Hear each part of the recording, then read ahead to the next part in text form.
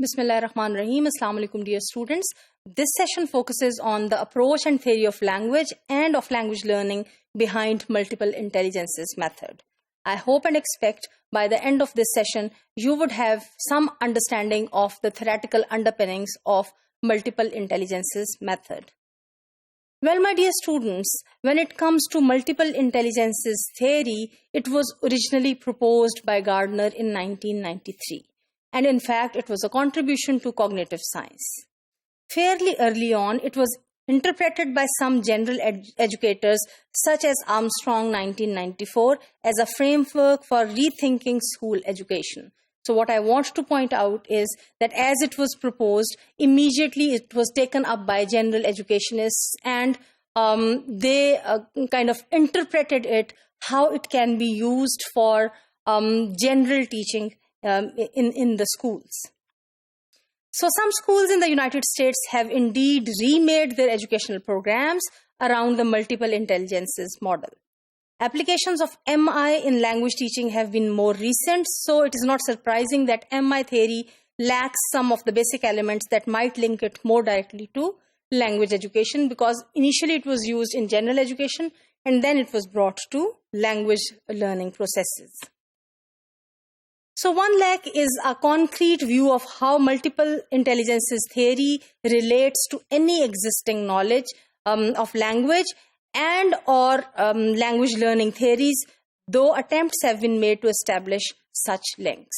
So efforts have been made, but we do not find any concrete theory as such behind multiple intelligences as they are to be used in the teaching of a language.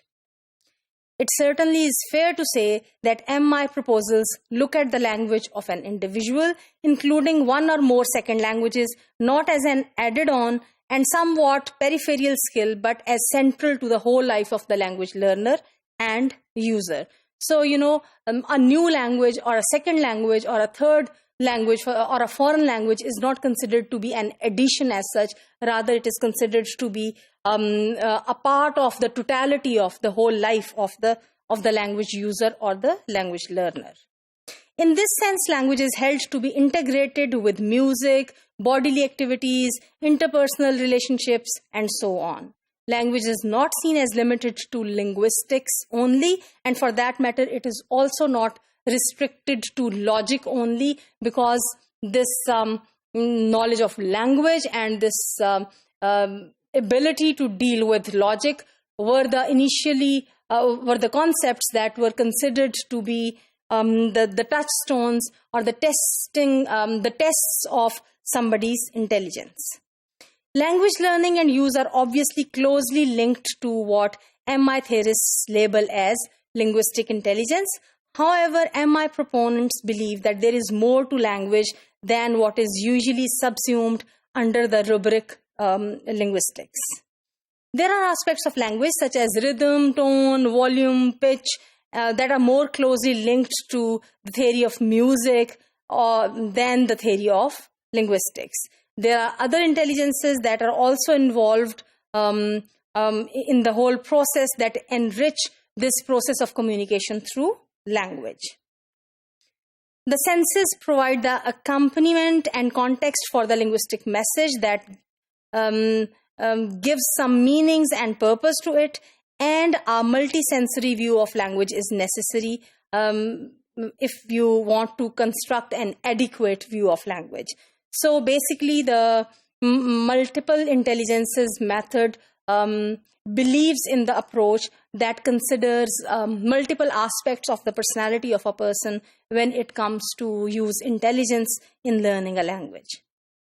A widely accepted view of intelligence is that intelligence, however measured and in whatever circumstances, comprises a single factor usually called the G factor.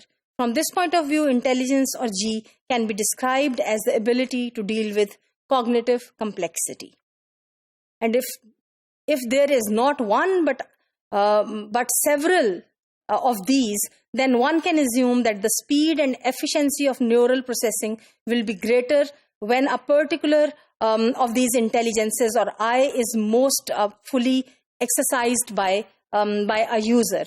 That is, if a language learner has a high musical intelligence, that person will learn most quickly a new language when that content is embedded in the musical framework. So the multiple intelligences method basically takes the approach that whatsoever intelligence is dominant in whosoever as a learner, that needs to be exploited, and that should be used as a backdrop to make the process of learning a language easier one and more fruitful one.